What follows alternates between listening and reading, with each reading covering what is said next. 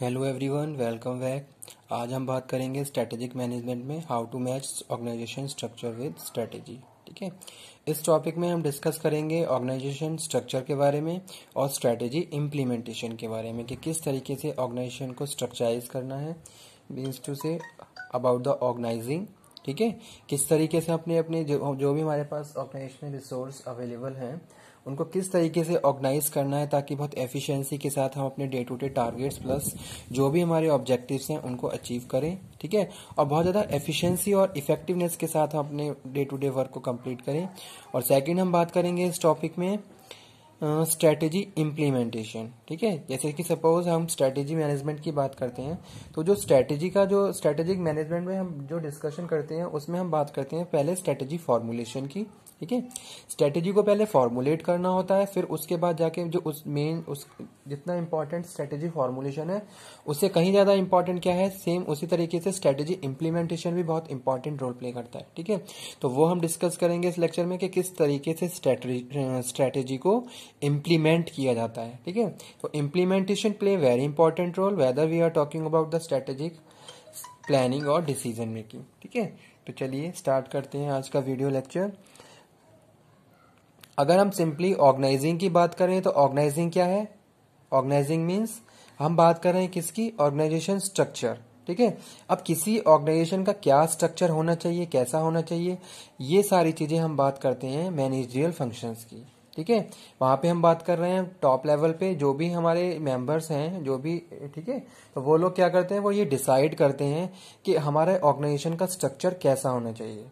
ठीक है, according to the conditions of the organisation. हमारी ऑर्गेनाइजेशन की क्या कंडीशन है, यहाँ पे हम बात कर रहे हैं कंडीशन मीन्स कौन कितने किस टाइप के रिसोर्स, कौन कौन से रिसोर्स हमारे पास अवेलेबल हैं, whether we are talking about physical और whether we are talking about the human resource. Man power की बात कर रहे हैं, फिजिकल रिसोर्स की बात कर रहे हैं, फाइनेंशियल रिसोर्स की बात कर रहे हैं। तो यहाँ पे अगर हम बात करें जैसे सपोज मैन पावर की बात करते हैं, अब हमारे पास मैन पावर है, अब किस तरीके से उसको स्ट्रक्चराइज करना है, तो वो हम बात कर रहे हैं ऑर्गेनाइजेशन स्ट्रक्चर की। जैसे सपोज आप किसी भी एक ऑर्गेनाइजेशन की बात करो तो उस ऑर्गेनाइजेशन में क्या होता है, पूरी ऑर्गेनाइजेशन होती है और उसमें थोड़ा अलग अलग क्या है, सब पार्ट होते हैं, यानी कि सब डिपार्टमेंट्स में वो ऑर्गेनाइजेशन डिवाइड होती है। ठीक है, अब हर डिपार्टमेंट के क्या है, अलग अलग फंक्शंस होते हैं। ठीक है, जैसे अगर हम सिंपली बात करते हैं किसी भी ऑर्गेनाइजेशन की तो उसमें जो मेन जो डिपार्टमेंट है वो जैसे सपोज है human resource department, marketing department है, फाइनेंस डिपार्टमेंट है, ठीक है, लॉजिस्टिक डिपार्टमेंट है, इसी तरीके से प्रोडक्शन डिपार्टमेंट है। तो जितने भी ये अलग अलग डिपार्टमेंट हैं उन डिपार्टमेंट में अलग अलग फंक्शंस होते हैं और उन फंक्शंस को परफॉर्म करने के लिए अलग रिक्वायर्ड जो भी स्किल्स, जिस भी पोजीशन के लिए जो भी स्किल्स के जिस टाइप की स्किल्स की रिक्वायरमेंट, मैन पावर की रिक्वायरमेंट होती है उस पोजीशन को उस हिसाब से फिल किया जाता है। ठीक है, तो वो हम कहीं ना कहीं किसकी बात कर रहे हैं, ऑर्गेनाइजेशन स्ट्रक्चर की। जैसे सिंपली मैं बात करूं मार्केटिंग डिपार्टमेंट की, तो मार्केटिंग डिपार्टमेंट है, मार्केटिंग डिपार्टमेंट में क्या कौन मैनेजर है, ठीक है, उसके अंडर में उसकी टीम मेंबर की यहाँ पे बात करूं मैं, सपोज एक मैनेजर है, उसके अंडर में असिस्टेंट मैनेजर काम कर रहा है और उनके अंडर में बहुत सारे असिस्टेंट काम कर रहे हैं। तो इस तरीके से क्या है, एक स्ट्रक्चर अलग से क्या है, अलग अलग कैटेगराइज कर दिया गया है। ठीक है, हर डिपार्टमेंट को इस तरीके से अलग अलग कैटेगराइज कर दिया गया है और हर हर पोजीशन को कुछ स्पेसिफिक टास्क डिवाइड कर दी गई है। ठीक है, जैसे मैनेजर अपने साइड पे अलग रोल प्ले कर रहा है, अपनी ड्यूटी परफॉर्म कर रहा है, ऐसे असिस्टेंट मैनेजर, ऐसे जितने भी डिपार्टमेंट में असिस्टेंट काम कर रहे हैं सब अपने अपने प्लेस पे अपनी अपनी जॉब रिस्पॉन्सिबिलिटीज को पूरा कर रहे हैं। तो अगर हम इस तरीके से किसी भी डिपार्टमेंट के स्ट्रक्चर को स्टडी करते हैं तो वहां हम बात कर रहे हैं किसकी, ऑर्गेनाइजेशन स्ट्रक्चर की, कि किसी भी एक ऑर्गेनाइजेशन का क्या स्ट्रक्चर है और वो किस तरीके से अपनी एफिशिएंसी के साथ अपने टारगेट ऑब्जेक्टिव्स को अचीव कर सकता है। अगर हम जैसे सपोज यहाँ पे हम बात करते हैं ऑर्गेनाइजेशन स्ट्रक्चर, अगर आपकी ऑर्गेनाइजेशन बड़ी है तो आपका ऑर्गेनाइजेशन स्ट्रक्चर कॉम्प्लेक्स हो जाएगा, अगर आपकी छोटी ऑर्गेनाइजेशन है तो आपका जो ऑर्गेनाइजेशन स्ट्रक्चर है वो क्या होगा, सिंपल फॉर्म में भी आप उसको फॉर्मुलेट कर सकते हो। ठीक है, तो ये चीजें हमारे यूनिट के ऊपर डिपेंड करती हैं कि कितनी बड़ी हमारी ऑर्गेनाइजेशन है और कितनी कितनी हमें मैन पावर की रिक्वायरमेंट है और किस तरीके से हम उनको एलोकेट करेंगे अलग अलग टास्क के लिए। ठीक है, तो वो यहाँ पे हम बात कर रहे हैं ऑर्गेनाइजेशन स्ट्रक्चर। अब यहाँ पे जो मेन हमारा जो टॉपिक है वो क्या है, how to match organisation structure with strategy. ठीक है, ऑर्गेनाइजेशन स्ट्रक्चर को स्ट्रेटेजी से किस तरीके से मैचअप करना है वो बात कर रहे हैं। मीन्स टू से आपकी अगर कोई स्ट्रेटेजी है, अब उस स्ट्रेटेजी को किस तरीके से इम्प्लीमेंट करना है ताकि आपकी जो ऑर्गेनाइजेशन स्ट्रक्चर है आपकी स्ट्रेटेजी के साथ क्या हो जाए, मैचअप हो जाए, यानी कि दोनों चीजें कनेक्टेड होते हुए आप अपने जो भी आपके लॉन्ग टर्म गोल्स है आप उनको अचीव कर लो। ठीक है, तो वो बात कर रहे हैं। चलिए पहले यहाँ पे थोड़ा स्टडी रीड कर लेते हैं।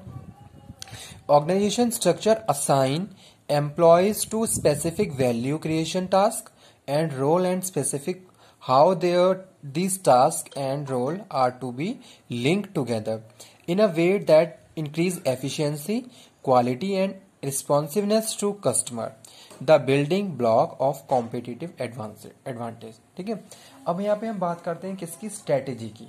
ठीक है, ठीक है, ऑर्गेनाइजेशन स्ट्रक्चर किस हिसाब से स्ट्रेटेजी के साथ मैचअप होना चाहिए, तो वो हम यहाँ पे हम बात कर रहे हैं। अगर हम बात कर रहे हैं जैसे यहाँ पे लिखा हुआ है assign employees to specific value creation task. ठीक है, अब हमने क्या करना है, हमने कोई स्ट्रेटेजी फॉर्मुलेट कर ली। अब हम क्या करेंगे, उस स्ट्रेटेजी के हिसाब से लोगों को अलग अलग टास्क असाइन करेंगे ताकि हम अपनी जो भी एफिशिएंसी है उसको बरकरार इंक्रीज करते हुए अपने जो भी ऑब्जेक्टिव्स हैं उनको अचीव कर लें। तो सेम वही चीज यहाँ पे लिखी हुई है, assign employees to specific value creation task and role and specific how these task and role are to be link together in a way that increase efficiency और क्वालिटी। ठीक है, स्ट्रेटेजी हमने बना ली, उस स्ट्रेटेजी के हिसाब से हमने क्या करा, ऑर्गेनाइजेशन को स्ट्रक्चराइज कर दिया और ये डिसाइड कर दिया कौन एम्प्लॉय क्या जॉब रिस्पॉन्सिबिलिटी को बेयर करेगा, यानी कि उसकी क्या जॉब रिस्पॉन्सिबिलिटी है, क्या उसका रोल रहेगा वो। ठीक है, अब यहाँ पे हम बात करते हैं right person on the right job. जो भी हम डिवीजन ऑफ वर्क करेंगे वो इस हिसाब से करेंगे कि जिस भी एम्प्लॉय के पास जो स्पेशलाइज स्किल्स हैं वो उसी में ही काम करे। इससे क्या होता है, हमारी जो वर्किंग एफिशिएंसी है बढ़ जाती है, हमारी कॉस्ट कम हो जाती है और जो भी हम सपोज अगर हम अपने ही फील्ड में काम करते हैं तो हम बेटर वहां पे परफॉर्म करते हैं। ठीक है, तो इस तरीके से वर्किंग एफिशिएंसी इंक्रीज हो जाती है। से जैसे सपोज यहाँ पे हम बात कर रहे हैं स्ट्रेटेजी इंप्लीमेंटेशन की। Strategy implementation refers to how a company should create, use and combine organization structure, control system and culture to pursue strategies that lead to a competitive advantage and superior performance। strategy implementation। ठीक है, आपने strategy formulate कर लिया, अब उसको implement कैसे करना है ये भी बहुत इंपॉर्टेंट टास्क है ऑर्गेनाइजेशन के लिए और टॉप लेवल के लिए। कि आपने सपोज आपने कोई बिजनेस पॉलिसी, आपने प्रॉपर प्लानिंग तो कर ली, आपने प्रॉपरली स्ट्रेटेजी बना ली, अब उस स्ट्रेटेजी को एक्शन में कैसे लाना है। ठीक है, किस तरीके से जितने भी वर्कर्स हैं या एम्प्लॉयज अपने वर्क फंक्शंस को परफॉर्म करेंगे, तो वो यहाँ पे हम बात कर रहे हैं strategy implementation refers to how a company should create, use and combine organisation structure, control system and culture to pursue strategy. जैसे सपोज हम बात करते हैं किसी एक डिपार्टमेंट, एचआर डिपार्टमेंट की बात करते हैं।